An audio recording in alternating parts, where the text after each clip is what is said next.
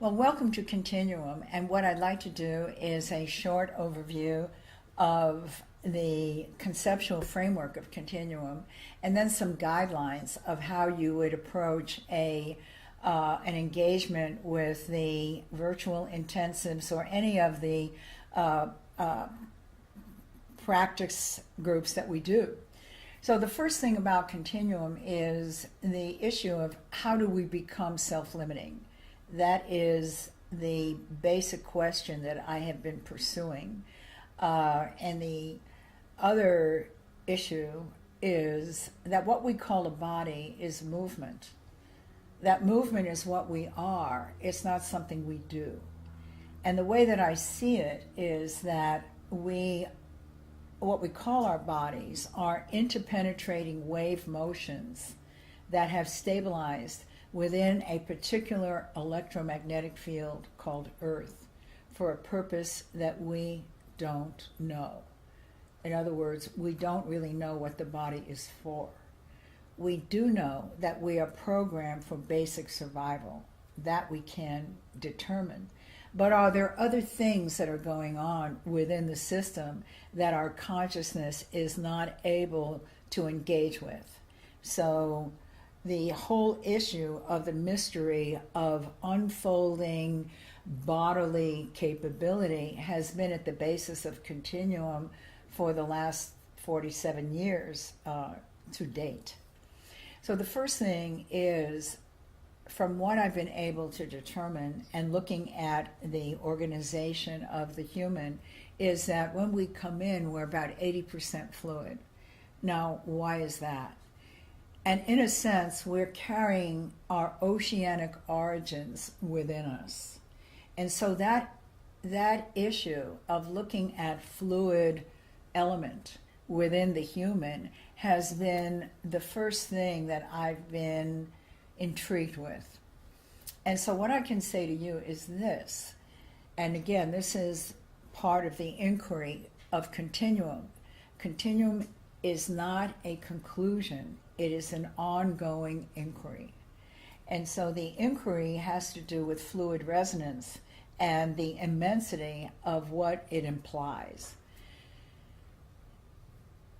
According to my engagement with fluid resonance, I would say to you that fluid is a resonant element, meaning that fluid in the galaxy, fluid in the planet, and fluid in our bodies is engaged in a resonant stream of what I would call biocosmic nourishment.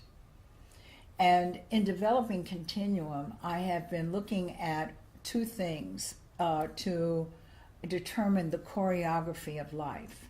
So from my point of view as a dancer and choreographer and a person who's been involved in movement for most of my life, I'm looking at the movement of organisms and entities as opposed to other things like chemical exchanges and other kinds of things that are not within my line of inquiry. The cell and the embryo have been the two motifs that I have looked at in relation to seeing them as universal choreographies.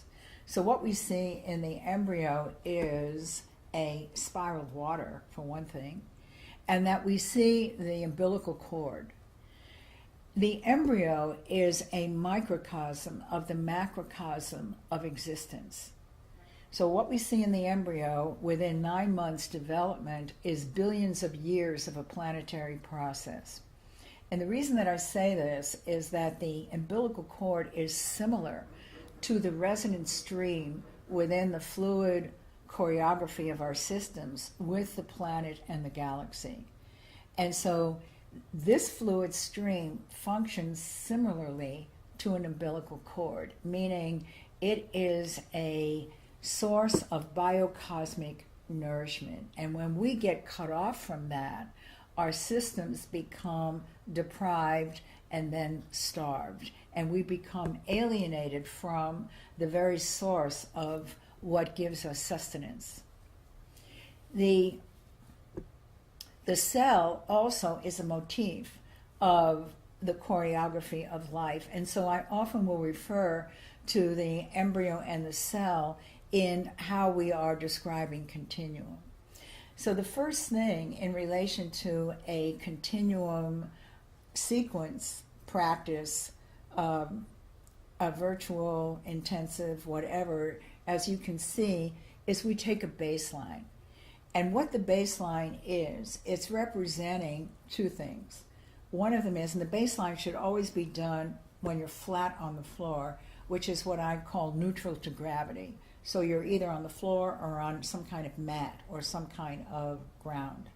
And what you're determining is how much of your body do you feel released into that ground. And so there's a kind of checklist. Can you feel your thighs? Can you feel the back of your calves? Can you feel your sacrum? Can you feel your torso? Can you feel your shoulders? Can you feel your head? Do you feel the skin of your arms against the ground? And to the degree that you feel that drop is the degree of openness of your system.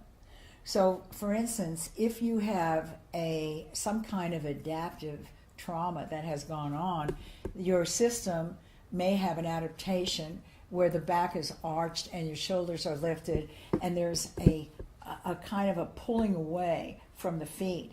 And what that's saying is that something happened in the either gestating, delivery, or bonding that created a defensive strategy on your system to protect itself. And that defensive strategy then becomes the centerpiece of how we engage in the world.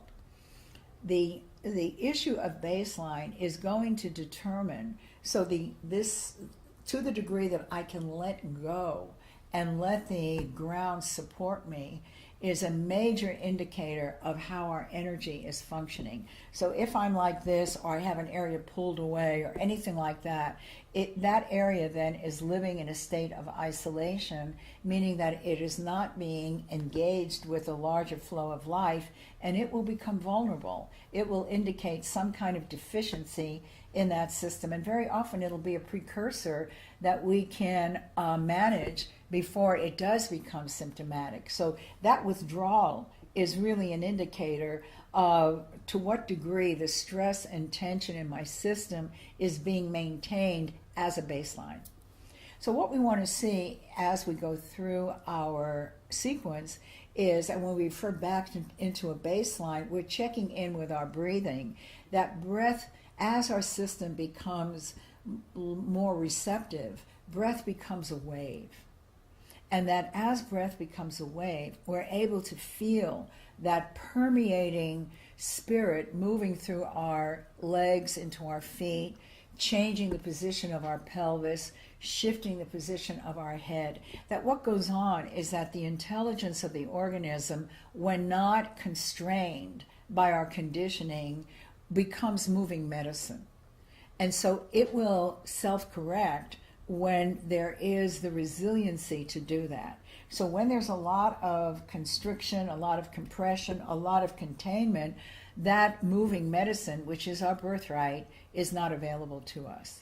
So everything in continuum is there to elicit the magnificence of what our birthright is that we are an extension of billions of years of a planetary process. And in the development of the species and in the development of the embryo, there is a burgeoning intelligence that is us, that is our ancestry and our living knowledge. And so from my perspective, that is the self-empowerment that is necessary, from my perspective, to be able to engage in a healthy way in relation to our social capabilities, certainly our physical capabilities, and our political capabilities as well, and how we shape the world. So if I feel that I have to have outside authority to tell me what to do, that becomes how my reality gets structured. I give over the my body orientation to somebody else. I have to tell you that the issue of fragmenting authority begins with body disconnect. And so people have various ways of disconnecting the body, whether under spiritual so-called practices or other kinds of whatever, that there is a lockdown in relation to body claiming. And so this is political, social, and in every possible way, the integration of a living source of liquid capability is our birthright. And Continuum is devoted and dedicated to that. The sequences that we have are there to soften the conditioning, the adaptive patterns, and the inhibitors that impede the flow of burgeoning life. So just for you to know that the choreography, the biocosmic choreography, comes in a wave form, a spiral, or pulsations. That is the fundamental choreography. So it has movements like that begin to emerge. If my tissue has been created rigid in this kind of thing, I cannot receive the choreography of the larger field of burgeoning life. My tissue won't permit it. So the more rigid I become, the more compressed, the more conditioned, etc., then the more alienated I am from my own birthright, and the more dependent I am on outside authority to instruct me on how to live my life. So everything in Continuum is there to soften the inhibitors. And in a way, I see that in Continuum, it's like becoming a master musician. You learn to play the harmonics of life. And so it's like a huge symphony that we begin to enter into. And sound becomes a vital aspect of how we deal with conditioning. What it is that the vibration of sound will begin. When I put my hands like this, I'm showing that fluid molecules in their conditioning or adaptive pattern, if they become rigid, the only thing that I have ever found that can really begin to move that is the vibration of sound. And we do know that water carries sound more efficiently than anything else. Now, I do tell my students that I didn't drop from the sky. I have learned over 47 years of tremendous inquiry into not only movement, but also what appears to be non-movement, which we call paralysis. So I have made it my business to enter into the world of paralysis in order to understand the whole stifling of movement on a grand scale. So I'm going to say to you that I have not found anything more efficient of moving that compressed fluid molecule other than sound. I have not. And if I did, we would be doing it. So when you are engaged in a continuum sequence, we have a variety of sounds that we use to produce different textures and different effects. In a sequence that you would be doing, we use a few sounds so that not to overwhelm the system and not to do a whole repertoire of everything that we do, but just to use a few textural sounds so that you're able to track and to feel what the sounds are doing, and to keep going back to your baseline to feel the effect of the sound and what it's doing. One of the things that we do in terms of exploring a sound sequence within our bodies is that we call it open attention, where we, after we finish doing whatever it is to soften the inhibitors, we go into a state of waiting. And what we're waiting for is a cue from inside our bodies that begins its choreography. So where it may show up as a movement of a shoulder.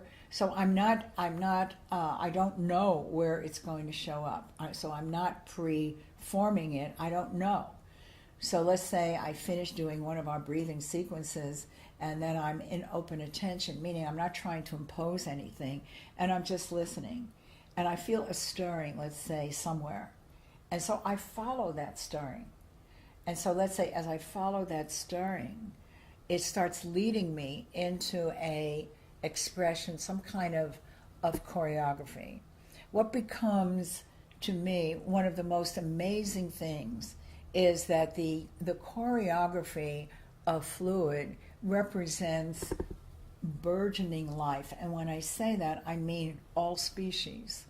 All species have been shaped by the loving choreography of fluid resonance.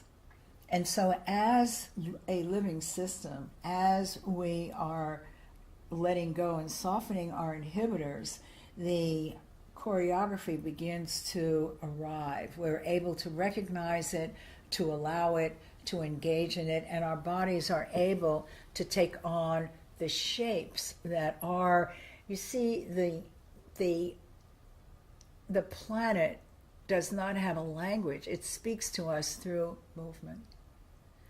And so as we go through our continuum voyage, the whole description of what it means to be a human being begins to become much broadened, because we have an experience of life that is not through our conditioning, but through the immensity of fluid resonance that is making a living experience of our connection.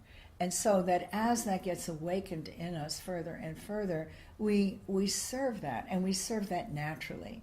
So either through becoming a practitioner or teacher or just a person who's engaged in it, the sense of belonging, of the planetary belonging, puts us in a framework that to me represents sanity.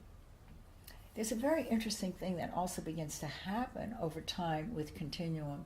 And what it is that as we have a sense of how a cell would move, or how a sea creature would move, or how an organ would move, or my cerebrospinal will move, or whatever it is that my self-identity begins to broaden.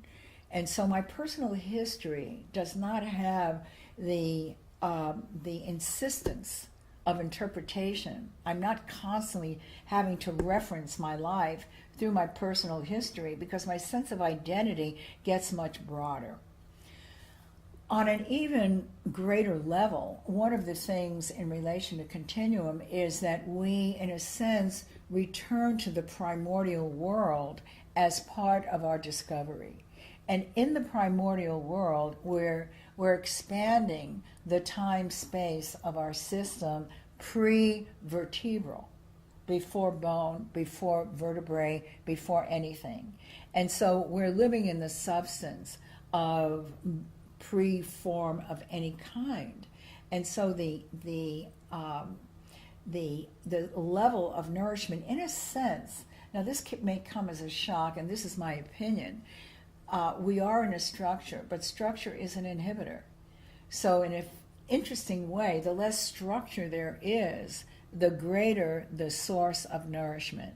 And I learned this working with people who are severely paralyzed, is shifting the system through the use of sound and wave potential into a prevertebral phase, where they're able to access large capabilities of nourishment that ordinarily, if I stay in the confined state, I would not have access to.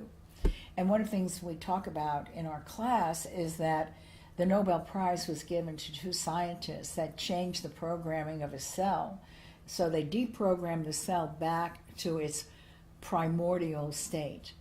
Well, in a way, that's what goes on in Continuum, where we're able to move through the time-space capabilities. And so you have a system that is extremely versatile in how it orients itself within the Earth plane.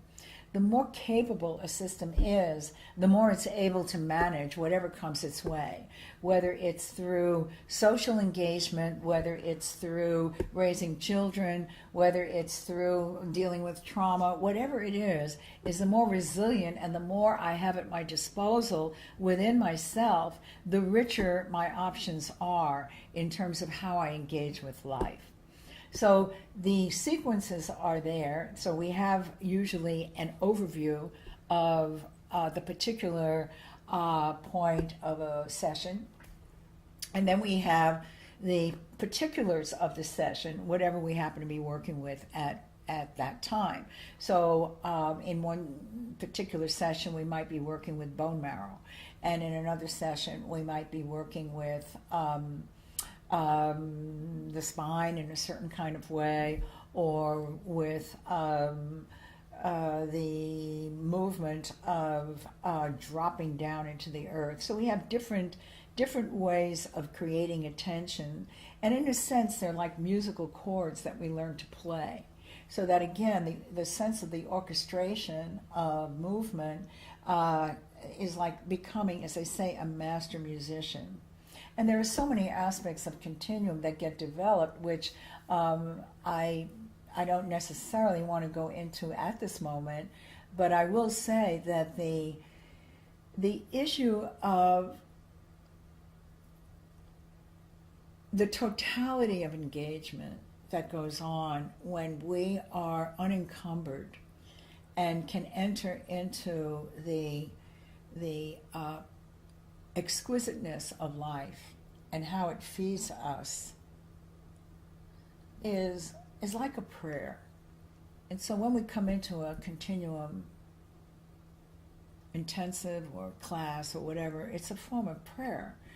So at any rate, when we begin, we have an overview.